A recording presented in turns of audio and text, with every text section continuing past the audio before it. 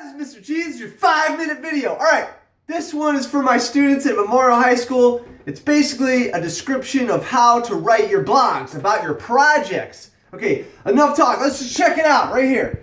Okay, this is my blog. And what I do is I highlight my students' work. Very proud of what my students do. And some of the blogs are technical, right? They took these Allen keys and they put them into SolidWorks. So cool. You just click on this and you pull up like a whole blog all about it. All about the whole thing. And what this person did, what this student did is they do questions and answers. But the problem that I found is that some of the questions, some of the answers are a little short. So like, like what are socket cap screws? Okay.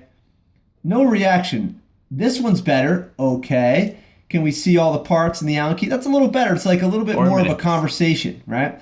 Okay, so let's go over here. So the question is, and I get from a lot of students, so let's zoom in on that. How long do my sentences have to be, right? And I say long. The sentences need to be long enough so that it feels like a conversation.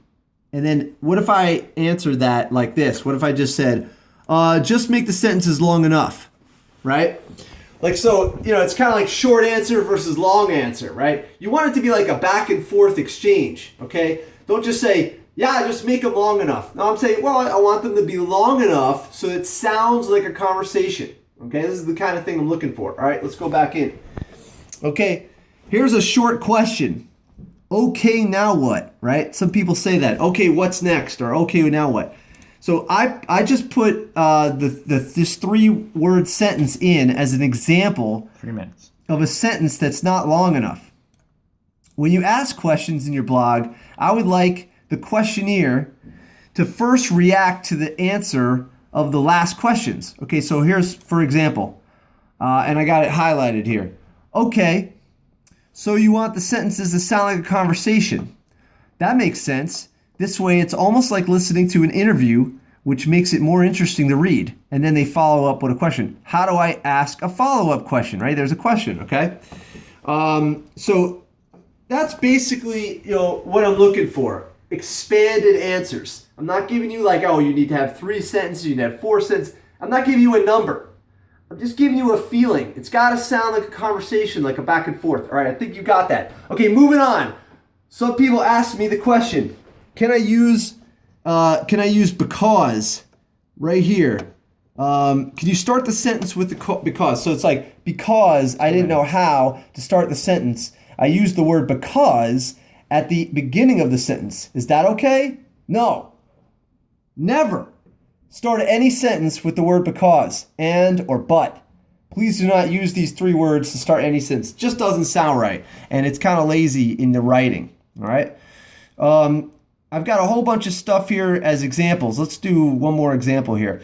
Okay, so some people say in the blog, they say, oh, well, what do I do next, right? And that's not very descriptive. What I would compare that to is a reaction like this. The orange is like the reaction part. Wait a minute. I don't understand. You mean to tell me that if you have the tail side of a penny sanded and you got, this was like in a project they're talking about. I don't understand. And then here comes the question.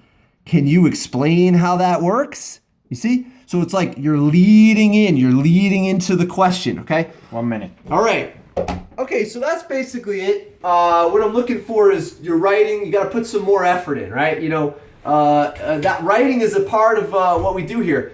Some of the equipment in the shop and the part of the reason I have my job there is I'm able to describe the work that I do. That's important. Whether you're going to college, whether you're going to have a job, or you have your own clients, you've got to be able to describe what you're doing, okay? All right, so that's basically it. That was your 5-minute video on blogs and how to expand questions and answers. I'm Mr. G, and I'll see you again.